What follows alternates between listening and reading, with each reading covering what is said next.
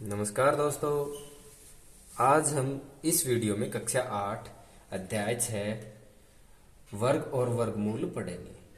वर्ग और वर्गमूल में आपको अंतर समझना है। और वर्ग बोले तो वर्ग की घात 2, यानी कि देखो 2 का वर्ग बोले तो 2 की घात 2, यानी कि उसी संख्या को उसी संख्या से गुणा करना क्या होता है, वर्ग। 2 को 2 से गुणा किया, 2 का वर्ग क्या है अभी आपके पास 4। अब वर्गमूल ये होता है भाई वर्गमूल का साइन। अब आपको दे दे कि 4 का वर्गमूल ज्ञात करो। तो अब देखो 4 को किस प्रकार लिख सकते हैं, 2 गुणा 2 के रूप में लिख सकते हैं ना। हाँ, तो अब देखो ये होता है स्क्वेयर रूट, ये होता है स्क्वेयर रूट। और 2 और 2 को किस प्रकार लिख सकते हैं, 2 की घात 2, स्क्वेयर से स्क्वेयर रूट। अब तो 4 का वर्गमूल क्या आएगा 2। या फिर ऐसे समझो वर्गमूल ज्ञात करेंगे तो गुणनखंड करेंगे, 2 के जोड़े बनाएंगे, 2 गुणनखंडों का एक जोड़ा बनेगा और उसमें से एक बार लिख लेंगे तो वो क्या बन जाएगा, वर्गमूल हो जाएगा। और 4 का वर्गमूल 2 कैसे, 2 गुणा 2, 2 गुणनखंड हो गए ना एक जैसे, 2 और 2 एक जैसे ही तो है ना, 2 और 2 का एक जोड़ा हो गया, यानी कि 2 गुणनखंड मिला करके एक जोड़ा बन गया, उसमें से एक बार निकाल लेंगे तो क्या है अभी आपके पास 2। अब देखो आपका 6.1 जैसे कि आपकी एक्सरसाइज है। पहला प्रश्न देखो, निम्नलिखित संख्याओं के वर्गों के इकाई के अंक क्या होंगे। क्वेश्चन नंबर फर्स्ट का फर्स्ट देखिए, आपको दिया है 81। अब 81 के इकाई वर्गों के इकाई का अंक क्या होगा, यानी कि 81 को 81 से गुणा करेंगे, 81 को 81 से गुणा करेंगे तो पहले 1 और 1 को गुणा करेंगे ना। देखो जैसे कि इसी प्रकार लिखेंगे ना, 81 मल्टीप्लाई बाई 81, 1 को 1 से गुणा करेंगे। अब देखो इकाई के अंक क्या होंगे, इकाई इकाई का अंक बताना है, इसमें वंश ही तो बताना है, वंश बताना है तो एक इकाई का अंक लिखेंगे, 1 गुणा 1 बराबर 1, तो लिखेंगे 81 के वर्ग का इकाई अंक 1 गुणा 1, यानी कि 1 है, इकाई का अंक 1 है। क्यों, क्योंकि चूंकि लगा के लिख देना, 1 गुणा 1 बराबर 1। अब देखो इसके अलावा दूसरा भी ऐसे ही करना है, तीसरा भी ऐसे ही करना है, चौथा भी ऐसे ही करना है। चलो पांचवा देख लेते हैं। सारे के सारे ऐसे ही करने हैं, इकाई के अंकों का गुणा करके जो इकाई का अंक आएगा उसमें से वो लिख देना है आपको। पांचवा है 1 2 3 4, 1234। अब 1234 में 1234 के इकाई का के वर्ग का इकाई का अंक क्या होगा भाई, 4 गुणा 4 बराबर क्या आएगा 16, और 16 का इकाई का अंक क्या है 6, तो इकाई का अंक 6 होगा। क्यों, क्योंकि या चूंकि 4 गुणा 4 बराबर 16, 16 में इकाई का अंक क्या है 6। अब इसी प्रकार आगे वाले देखो, ये जीरो वाला और करवा देता हूं, बाकी सारे ऐसे ही हैं। देखो भाई जीरो वाला 8वां प्रश्न,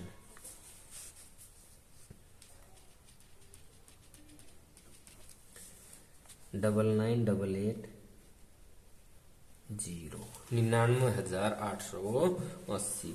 इसमें इकाई का अंक 0 को 0 से गुणा करेंगे 0, क्या होता है भाई 0 को 0 से गुणा करेंगे तो इकाई का अंक 0 होगा। क्यों, क्योंकि 0 गुणा 0 बराबर 0। ये आपका क्वेश्चन नंबर फर्स्ट हो गया भाई कंप्लीट। अब देखो क्वेश्चन नंबर 2, निम्नलिखित संख्याएं स्पष्ट रूप से पूर्ण वर्ग संख्याएं नहीं हैं, इनका कारण दीजिए। अब आपको कारण बताना है कि स्पष्ट रूप से ये पूर्ण वर्ग संख्याएं क्यों नहीं है। अब देखो, आप लोगों को इसके लिए 1 से लेकर के 20 या 25 या 30 तक के, जिनको याद कम होते हैं वो 20 तक तो कंपलसरी करने ही करने हैं, या फिर 10 तक होंगे तो भी चल जाएगा काम, लेकिन काम ही चलेगा अगर अच्छे से याद होंगे वर्ग और वर्गमूल तो अच्छे समझ में आएंगे। अब देखो, पहले समझो इसको। 1 का वर्ग क्या होता है भाई? 1 गुणा 1 बराबर 1। 2 का वर्ग 2 गुणा 2 बराबर 4। 3 का वर्ग डायरेक्ट लिख दूं 9। 4 का वर्ग 16। 5 का वर्ग 25। 6 का वर्ग 36। 7 का वर्ग 49। 8 का वर्ग 64। 9 का वर्ग 81 और 10 का वर्ग 100 यानी कि 100। अब इनमें से आप लोग कुछ नोटिस करो। इकाई के अंक पे ध्यान देना। इकाई का अंक 1 आ रहा है, 4 आ रहा है, 9 आ रहा है, 6 आ रहा है, 5 आ रहा है और 0 आ रहा है। तो इनमें इकाई का अंक क्या आ रहा है? ध्यान दो, इकाई अंक क्या क्या आ रहे हैं? 0 आ रहा है, 1 आ रहा है, 3 नहीं आ रहा, 2 नहीं आ रहा, 3 नहीं आ रहा, 4 आ रहा है, 5 आ रहा है, 6 भी आ रहा है और 9 आ रहा है। यानी कि इकाई का अंक, अब देखो ये वर्ग करें ना, अंकों का वर्ग करेंगे यानी उसी संख्या को उसी से गुणा करेंगे, तो आपको इकाई का अंक इन्हीं में से कुछ होगा, 1 से लेकर के 0 तक। हाँ, इन्हीं में से होगा, तो आपको यही फल प्राप्त होंगे। इस संख्या को अगर 1 को 1 से गुणा करेंगे तो 1 ही प्राप्त होगा, जैसे कि 81 में किया था।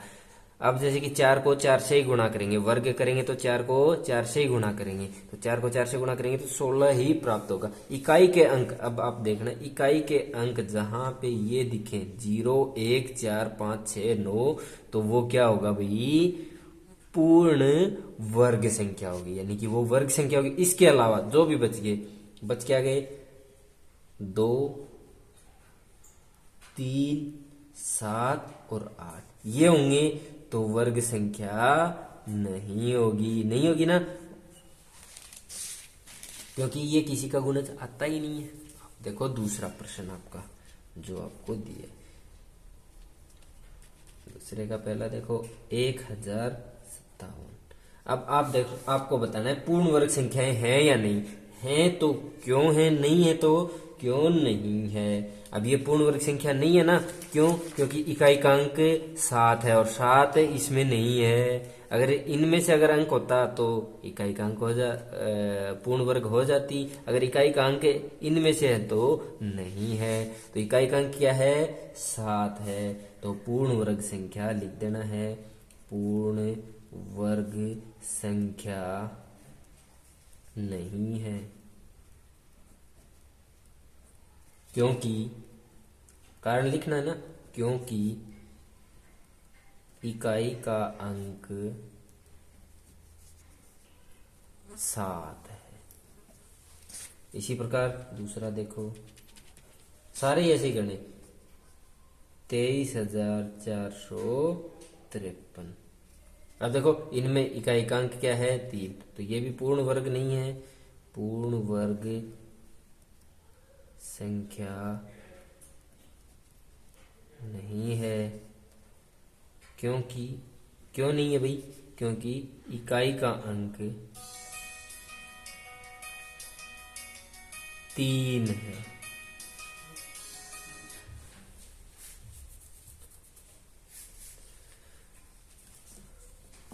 इसी प्रकार सारे क्वेश्चन है। अब 5वां देख लेते हैं एक बार, क्योंकि इसमें 0 है।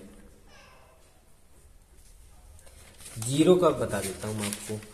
0, अगर आपको 0 सम संख्या में प्राप्त हो, 0 इकाई का अंक हो और 0 सम संख्या में प्राप्त हो, सम संख्या में प्राप्त हो, तो वह संख्या पूर्ण वर्ग होगी। अगर जीरो विषम संख्या में है उस संख्या में तो अपने पास पूर्ण वर्ग नहीं होगी। वही करना है। पांचवा प्रश्न देखिए, 6,000 64,000 है भाई, 64,000। तो ये देखो जीरो कितने हैं, 1 2 और 3, सम संख्या में नहीं है। अगर ये यहाँ पे अगर दो ही होते, ये तीसरा जीरो नहीं होता तो ये संख्या पूर्ण वर्ग हो जाती। तो ये भी नहीं है, पूर्ण वर्ग नहीं है, लिख देना है पूर्ण वर्ग नहीं है। क्योंकि जीरो सम नहीं है। लिख दिया, हो गया भाई। इसी प्रकार आगे वाले भाई, ये 000 वाला भी नहीं होगा, नहीं होगा। 00 जहां पे होगा वो हो जाएगा, 10 होगा तो वो नहीं होगा, 4 जीरो जहां पे हो जाएंगे वो भी हो जाएगा। अब देखो आगे वाला question, question number third question क्या कर, निम्नलिखित संख्याओं में से किस संख्या का वर्ग विषम संख्या होगा। देखो निम्नलिखित संख्याओं, नीचे लिखी हुई संख्याओं में, क्वेश्चन नंबर थर्ड देखो, फर्स्ट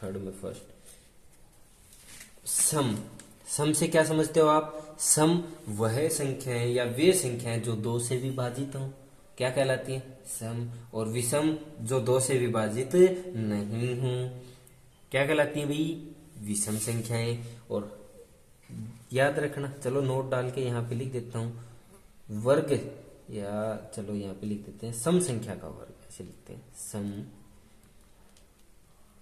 संख्या का वर्ग सम होता है, सम ही होता है। आगे देखो, विषम संख्या का वर्ग,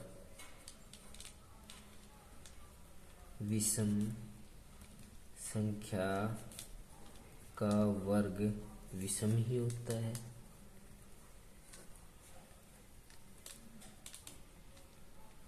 याद रखने की बात है।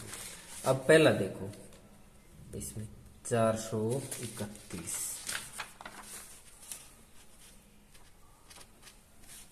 अब 431 में इकाई का अंक, ये विषम संख्या दिख रही है आपको, इकाई का अंक देख लोगे तो भी अच्छी बात है, अगर नहीं देखोगे तो भी। ये देखो इसमें विषम संख्या है ये, तो ये क्या होगा? इसका भी विषम होगा।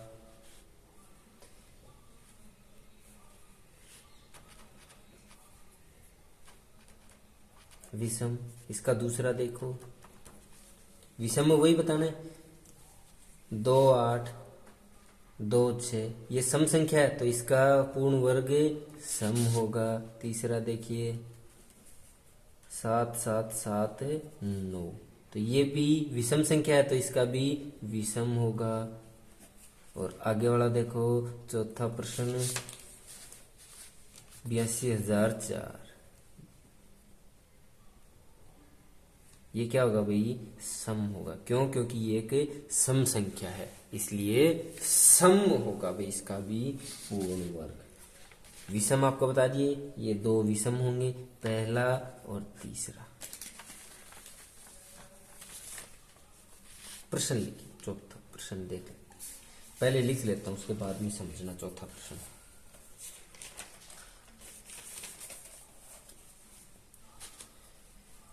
ग्यारह का वर्ग 121, 101 का वर्ग 10, 20, 1, 1000, 1 का वर्ग 100,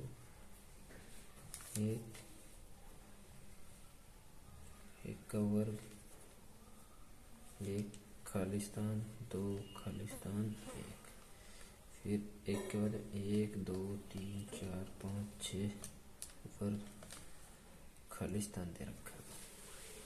अब देखो, निम्न प्रतिरूप का अवलोकन कीजिए और रिक्त स्थान भरना, यानी कि ये आपको कोई प्रारूप दिया है या ये मेथड दिया है, इसी को आपको फॉलो करना है, इसी मेथड को आपको फॉलो करना है और उसी के अकॉर्डिंग अपन को ये जो खालिस्तान दिए हैं वो फिलअप करने हैं।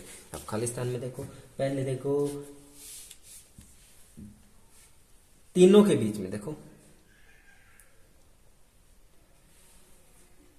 इनके बीच में देखो सबसे पहले 1 2 3 4, सबके बीच में देखो 2 दे रखा है ना, या पहले तीनों के बीच में देखो इसमें भी 2 है, इसमें भी 2 है, इसमें भी 2 है, तो इसमें भी बीच में क्या आएगा भाई 2 आएगा, इसमें भी बीच में क्या आएगा 2 आएगा। कंफर्म हो गई ये बात। तो अब दूसरा देखो, इनमें सब में देखो शुरू में 1 है, लास्ट में भी 1 है, शुरू में भी 1 है, लास्ट में भी 1 है, शुरू में भी 1 है, लास्ट में भी 1 है, शुरू में भी 1 है, लास्ट में भी 1 है। तो इस नीचे वाले कॉलम में भी शुरू में भी 1 और लास्ट में भी 1 होगा।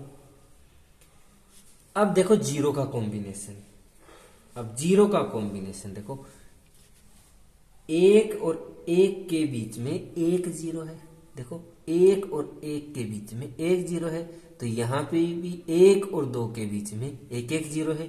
यहाँ पे देखो 1 और 1 के बीच में 2 0 है, तो उसी प्रकार 1 और 2 के बीच में 2 0 है ना। आगे वाले में देखो, यहाँ पे 1 और 1 के बीच में 4 0 है, तो 1 और 2 के बीच में कितनी जीरो होंगी 4 जीरो होंगी। इसी प्रकार 1 और 2 के बीच में कितनी जीरो होंगी भाई 4 जीरो। यहाँ पे देखो इसमें 1 और 1 के बीच में 1 2 3 4 5 6 जीरो है, 6 जीरो, तो 1 और 2 के बीच में 6 जीरो होंगी, हो गई। इसी प्रकार आगे 1 और 2 के बीच में कितनी जीरो है भाई 6, 1 2 3 4 5 6। ये है भाई आपका चौथा प्रश्न कंप्लीट हुआ। अब पांचवा देखो, पांचवा प्रश्न देखते हैं। निम्न प्रतिरूप का अवलोकन कीजिए, वही प्रतिरूप, पांचवा प्रश्न लिख देता हूं आपको। 11 का वर्ग 121, 101 का वर्ग 10 20 1, 10 10 1 का वर्ग 10 20।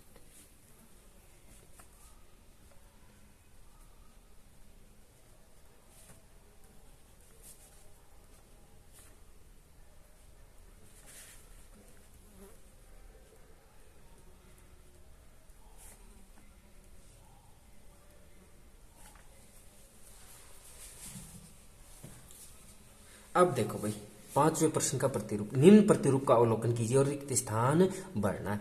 अब आपको इसने जो मेथड लिखा है ना उसी को फॉलो करना है और उसी के अकॉर्डिंग अपन को जो ब्लैंक स्पेस दिया है उसको फिलअप करना है। अब पहले देख लेते हैं लेफ्ट साइड वाला खाली स्थान। देखो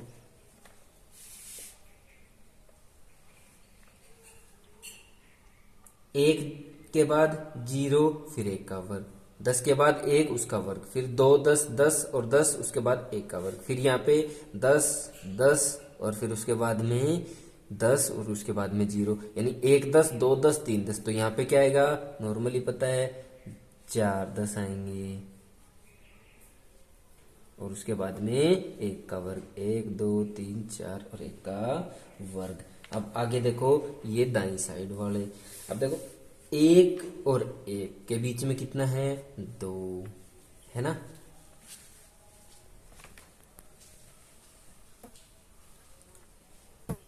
और ये 2 कहां से आया, 1 और 1 को जोड़ा तो 2 आए। यहाँ पे 2 1 हैं तो 1 और 1 को जोड़ दिया 2 आए। यहाँ पे देखो 3 1 है, 1 2 3 3 1 है तो बीच में क्या आया 3। यहाँ पे 4 1 है तो 1 2 3 4, तो यहाँ पे क्या आएगा भाई बीच में 4 आएगा।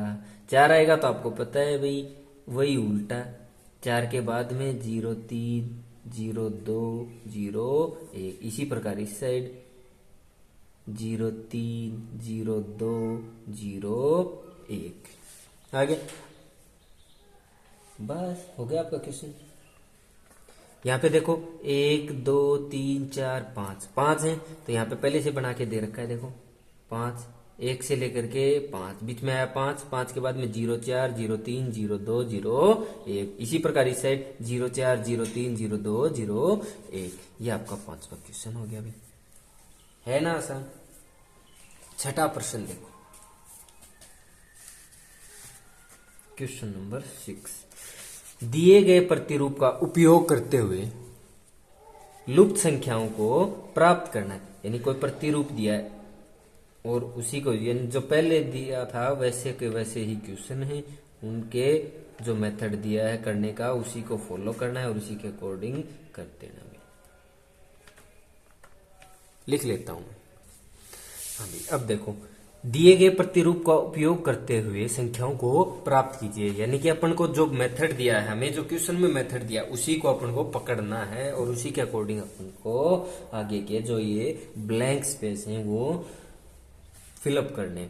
अब देखो यहाँ से देखो 1 2 3 4 5 6 आ रहा है, ठीक है। नंबर से 2 3 4 5, तो यहाँ पे स्वाभाविक ही है 6 और 7 क्रम से आ रहा है।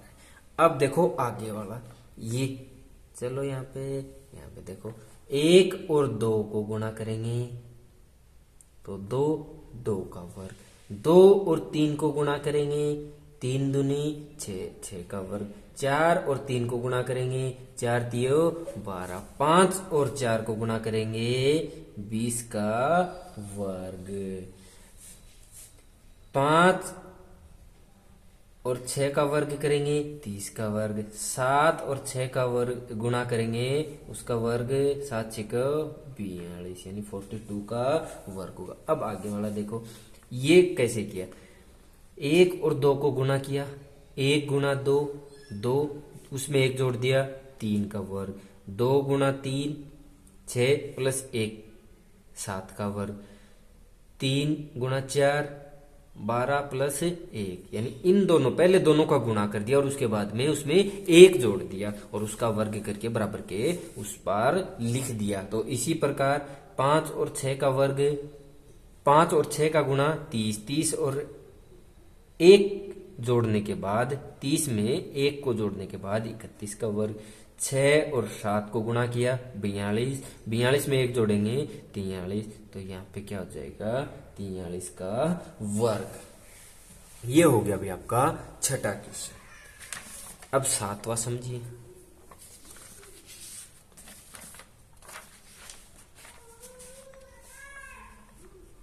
प्रश्न संख्या 7,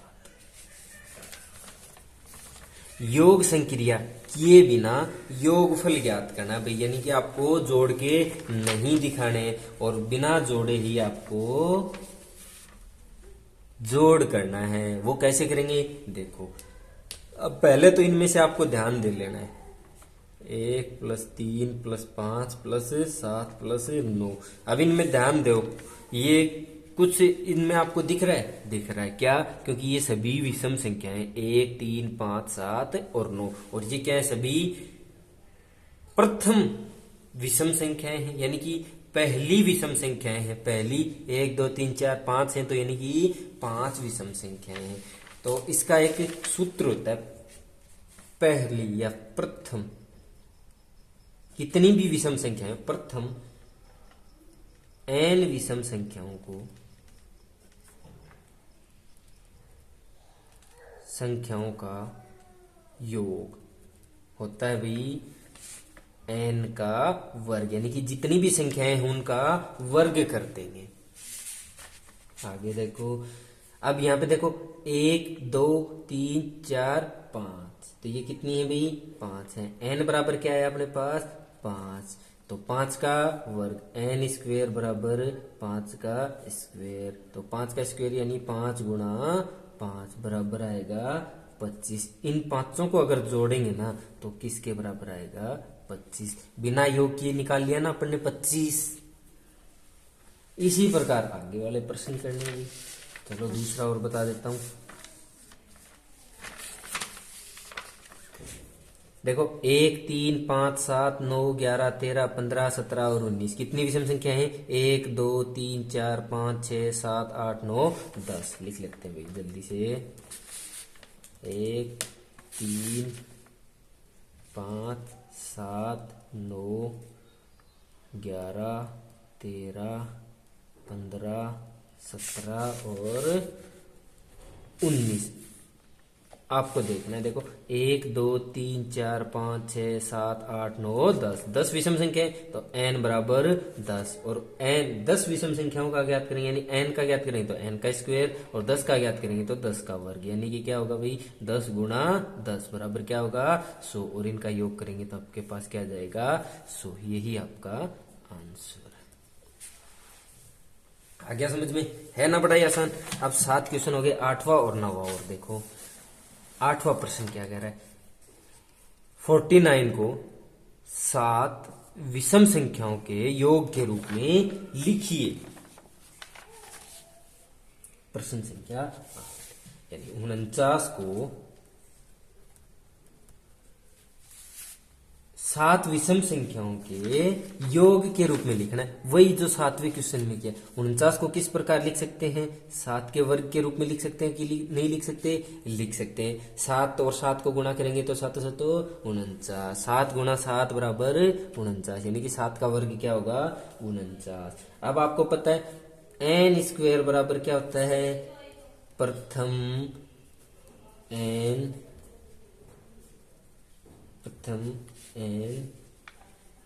या प्रथम एन प्राकृतिक विषम संख्याओं का योग होता है। तो एन स्क्वायर यानी कि 7 का स्क्वायर बराबर यानी कि 7 विषम संख्याएं लिख दो। 1 + 3 + 5 + 7 + 9 + 11 + 13 गिन लो। हो गई के साथ 1 2 3 4 5 6 7 हो गई ना 7। इसी प्रकार दूसरा करना इसका। दूसरा देखिए आखिरी का 121 दिया है। 121 को 11 विषम संख्याओं के रूप में लिखना है। 121 को कैसे लिख सकते हैं? 11 का वर्ग, तो एन स्क्वायर बराबर क्या है अपने पास? 11 का वर्ग। अब 11 विषम संख्याएं लिख देनी है। 11 का वर्ग बराबर होगा 1 + 3 + 5 + 7 + 9 + 11 + 13 + 15 + 17 प्लस में 19 गिन लेना। 1 2 3 4 5 6 7 8 9 10 और 11 प्लस में 21 हो गया भाई। अब 9वां क्वेश्चन देखो, लास्ट वाला, आखिर वाला क्वेश्चन नंबर 9। निम्नलिखित संख्याओं के वर्ग के बीच कितनी संख्याएं हैं? अब आपको पहला प्रश्न देखो क्या दिया है भाई? 12 और 13 के वर्ग के बीच, यानी इन दोनों का वर्ग करना है। 12 गुणा 12 करना है, 13 गुणा 13 करना है, और उनके बीच में कितनी संख्याएं हैं। और वैसे अगर आप लोग गुणा करने बैठ जाओगे, कैलकुलेशन करने अगर आप बैठ जाओगे तो काफी टाइम लगेगा। तो इसके लिए सूत्र होता है, और वो सूत्र क्या होता है देखो। 2 वर्ग संख्या हो, एक तो पहली संख्या हो n और दूसरी हो n में 1 जोड़ दें, यानी n + 1, और इनका वर्ग हो, तो इनके बीच 2 वर्ग संख्याओं n और n + 1 के बीच 2 n संख्याएं होती हैं भाई।